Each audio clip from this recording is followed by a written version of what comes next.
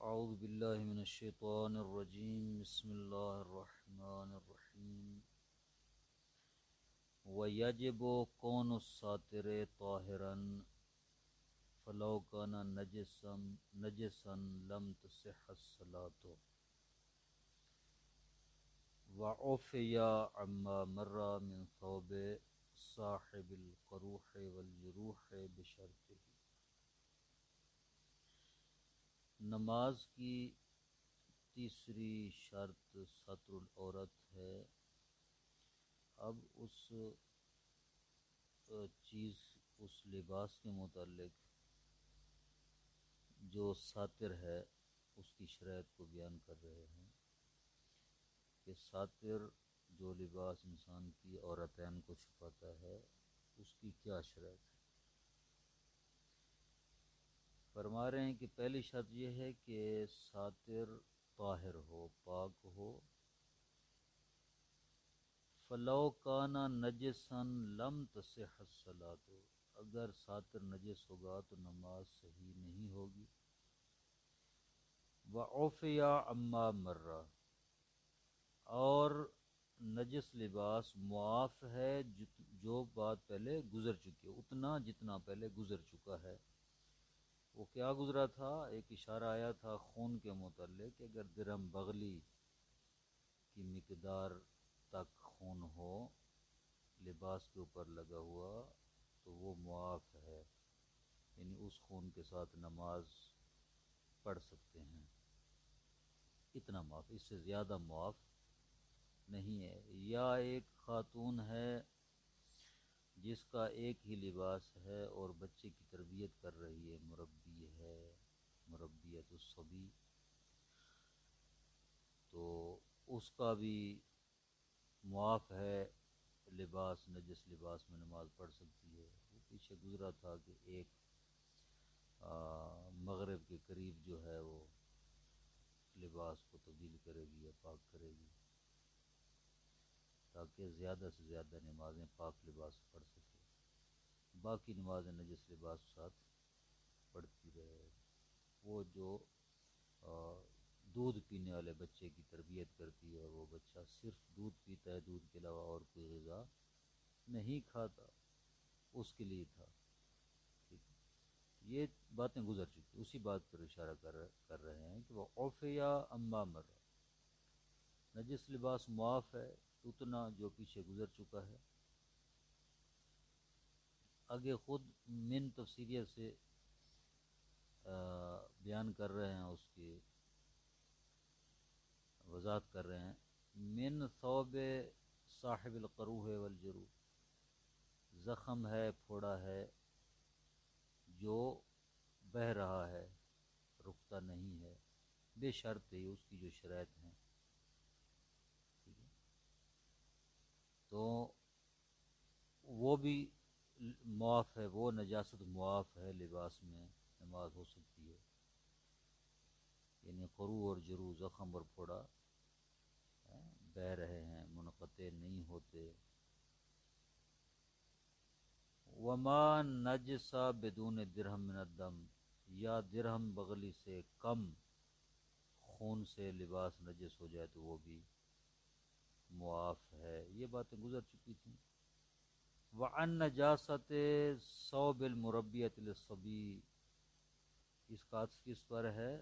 عن نجاست کا عما مرہ پر، یعنی عفیا عن نجاست،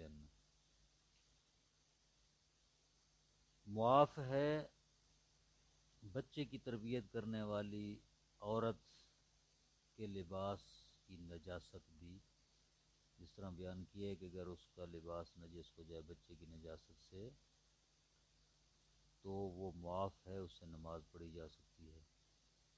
بل مطلق الولد، بلکہ مطلقاً ولد بچہ،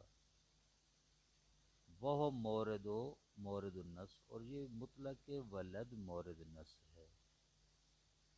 فکانت تعمیم اولا، تعمیم اولا ہے، کیونکہ تعمیم سے مراد یعنی مطلق ولد، نہ فقط صبی،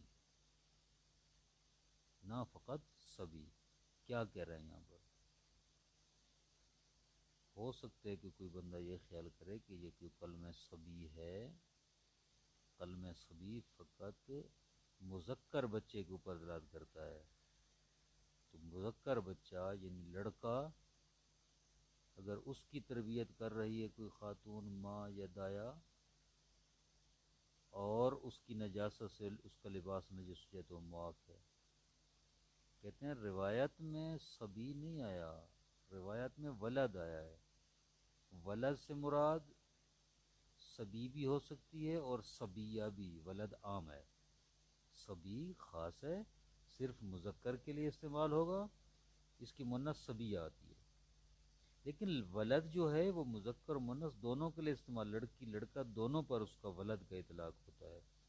روایت میں ولد آیا ہے، بس جب روایت میں ولد آیا ہے تو معنی اس کا عام ہے، اس سے مراد لڑکا بھی ہے اور لڑکی بھی، چاہے لڑکے کی تربیت کر رہی ہے یا لڑکی کی تربیت کر رہی ہے، تربیت کرنے والی خاتون، اس کے لباس کی نجاست معاف ہے۔ اس لیے کہہ رہے ہیں کہ واہ ہوا مورد النس، مورد نس یہی ولد ہے، فکانت تعمیم اولا، پس حکم میں تعمیم اولا ہے، یعنی حکم کو عام ہونا چاہیے صبی اور صبیہ دونوں کے لیے، چاہے وہ صبی کی پرورش کر رہی ہے یا صبیہ کی، نجاست معاف ہے۔ کون سی مربیہ؟ اسی کی مربیہ کی صفت لگا رہے ہیں، ذات الثوب الواحد، وہ مربیہ تربیت کرنے والی خاتون جس کا ایک ہی لباس ہے۔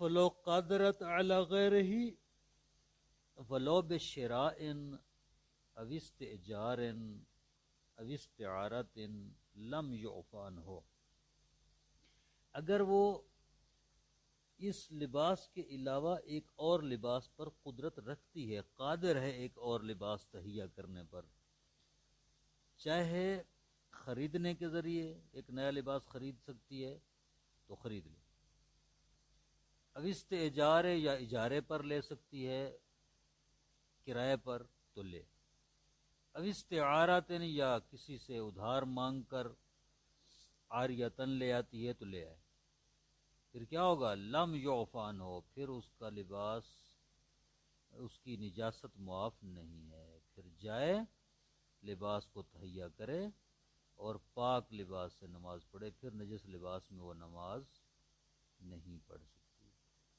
وَأُلْحِقَ بِهَا الْمُرَبِّي، مربیہ کے ساتھ مربی بھی ملحق ہے، مصنف نے مربیہ مؤنث کا صیغہ استعمال کیا ہے، گویا مصنف یہ کہنا چاہتے ہیں کہ صرف خاتون جو پرورش کرنے والی ہے اس کا نجس لباس معاف ہے نماز میں، لیکن جناب اشارے فرما رہے ہیں کہ نہیں، مربی اگر مرد تربیت کر رہا ہے تو اس کا بھی حکم یہی ہے جو عورت تربیت کرنے والی کے لباس کا حکم ہے۔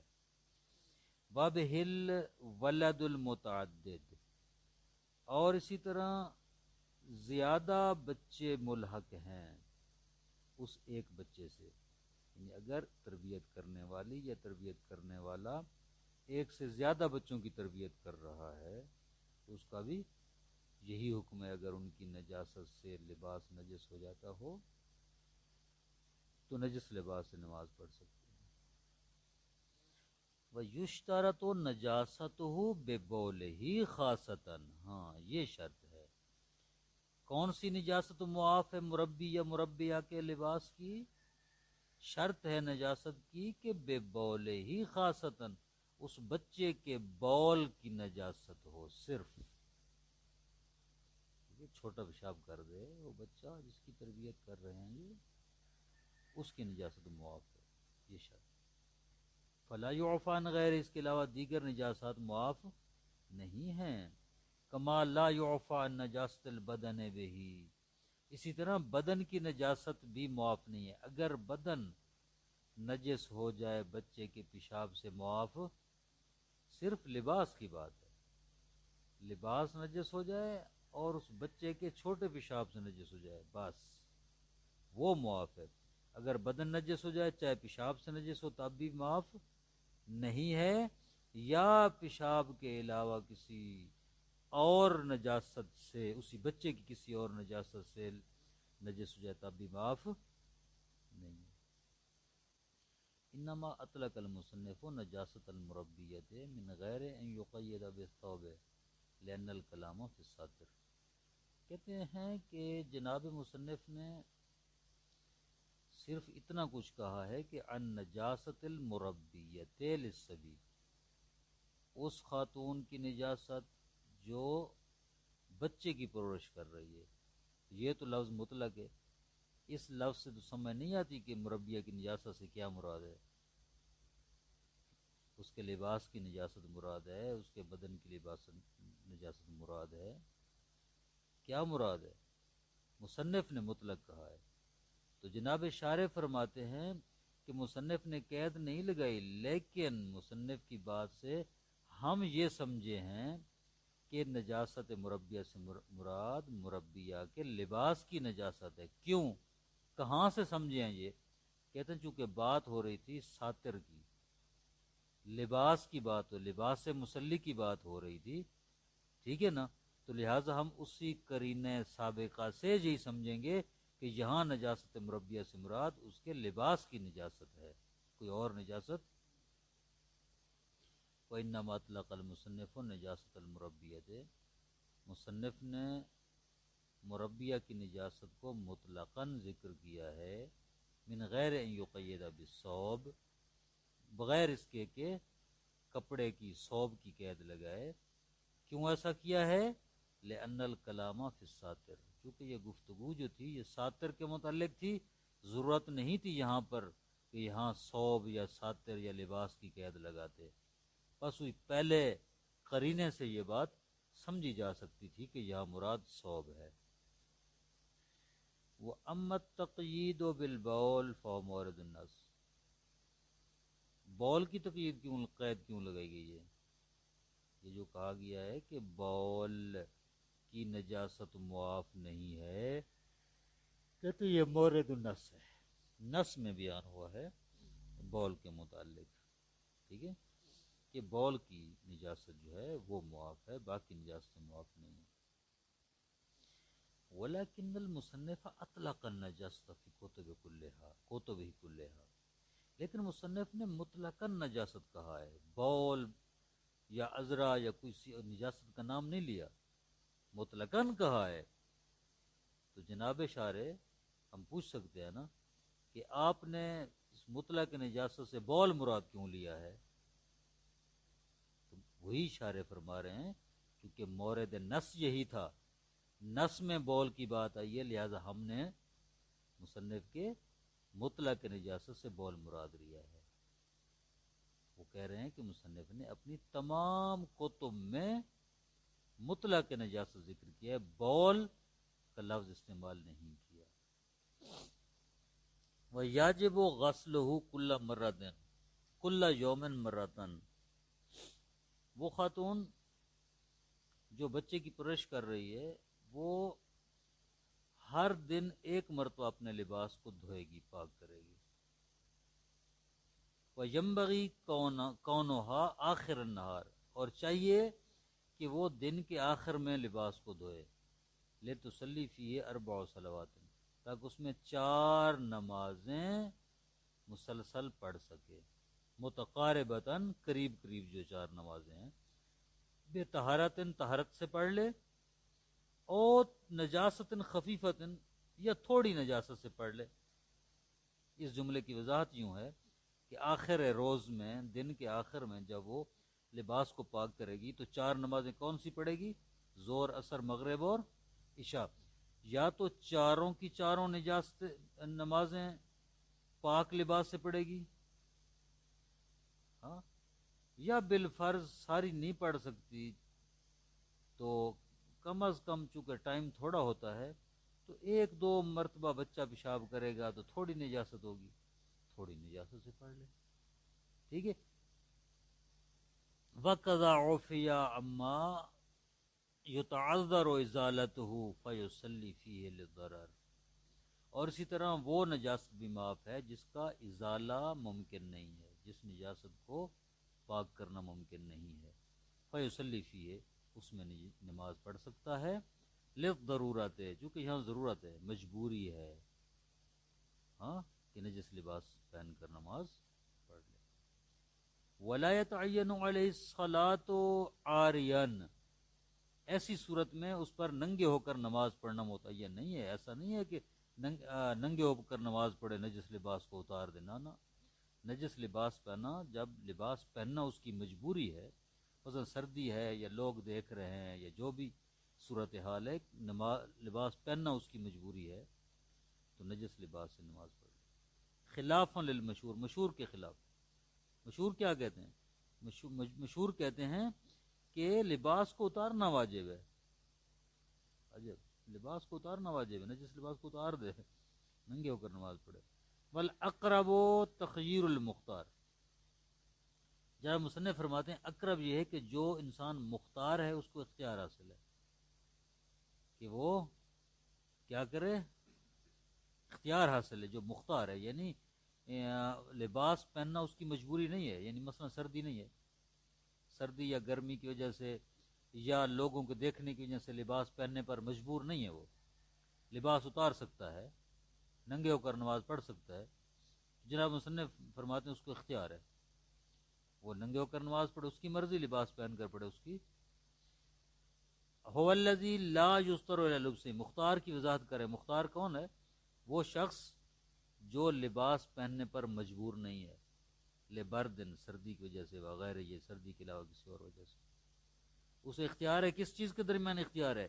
بینہ اے بین یصلی فی صلاۃ تامۃ الافعال، اس بات کے درمیان اختیار ہے کہ وہ نماز پڑھے اسی لباس میں، تامۃ الافعال والی نماز جس کے افعال مکمل ہیں۔ جو بندہ لباس پہن کر نماز پڑھے گا تو تامۃ الافعال ہوگا نا۔ مکمل افعال کیا ہے نماز میں جو شرائط یہی ہے کہ لباس ہو، اس کا ساتر ہو، شرمگاہ کو چھپائے، یہ دو چیزیں ہیں نا۔ ہاں آگے جو بات آ رہی ہے اس بات سے پہلے یہاں پر اس بات کو میں عرض کر دوں تاکہ وہ بات آگے آئے جب اچھی طرح سمجھ آئے گی۔ نماز جو ساتر ہوتے، ساتر میں نمازی کے لباس میں دو چیزیں ضروری ہیں، ایک تو ساتر ہو یعنی شرمگاہ کو ڈھانپے، اور دوسری چیز جو ضروری ہے وہ یہ ہے کہ وہ ساتر پاک ہو، یعنی ایک عین ساتر یا ذات ساتر اور دوسرا وصف ساتر، دو چیزیں ہوگی نا، ذات ساتر اور وصف کیا ہے اس کی؟ پاک ہونا۔ ذات ساتر خود اس کا ساتر کا موجود ہونا، یہ دو چیزیں ہیں۔ بینہ بین یصلی فی صلاۃ تامۃ الافعال و بین الصلاۃ عاریا، اور اس کے اختیار اس بات کے درمیان کہ ننگے ہو کر نماز پڑھ لے۔ ننگے ہو کر جب نماز پڑھے گا تو کیسے پڑھے گا؟ کہتے ہیں تھوڑی سی تخفیف ہے اس کو، کون سی؟ فیؤمی للرکوع والسجود، رکوع سجود کے لیے اشارہ کر لے گا، کغیرہ من العورات، اس باقی ننگے افراد کی طرح جو جن کی مجبوری ہے، قائمن کھڑے ہو کر پڑے گا، ما امن المطلع، یہ اس صورت میں کہ جب کوئی دیکھنے والا نہ ہو، کسی دیکھنے والے سے امن ہو، وجالسا مع عدمہ، اگر کسی دیکھنے والے سے امن نہ ہو، لوگ دیکھ رہے ہیں تو پھر بیٹھ کر پڑے گا۔ والافضل الصلاۃ فیہ مراعاۃ للتمامیت، جناب شارع نے فیصلہ کن بات کی ہے، فرماتے ہیں افضل یہ ہے کہ اسی نجس لباس میں نماز پڑھے تمامیت کی رعایت کرتے ہوئے، تامۃ الافعال ہونے کی رعایت کرتے ہوئے، ٹھیک ہے۔ وتقدیما لفوات الوصف علی فوات اصل السطر، اور مقدم کرتے ہوئے وصف نہ ہونے کو اصل لباس کے نہ ہونے پر۔ کیا مطلب؟ یعنی دو چیزیں آ گئیں، ایک عرض کی ہے ذات لباس اور ایک وصف لباس، کہتے ہیں یہاں پر کون سی چیز مقدم ہے؟ ذات لباس مقدم ہے یا وصف لباس مقدم ہے؟ کہتے ہیں یہاں پر ذات لباس مقدم ہے، اگر وصف نہیں ہے تو کوئی حرج نہیں، ٹھیک ہے، ذات لباس تو ہے، لہذا نماز اصل لباس پہن لے، بے شک نجس ہو، کوئی حرج نہیں۔ لولا الاجماع علی جواز الصلاۃ فی عاریا بل الشہرۃ بتعینہ لکان القول بتعین الصلاۃ فیہ متوجہا۔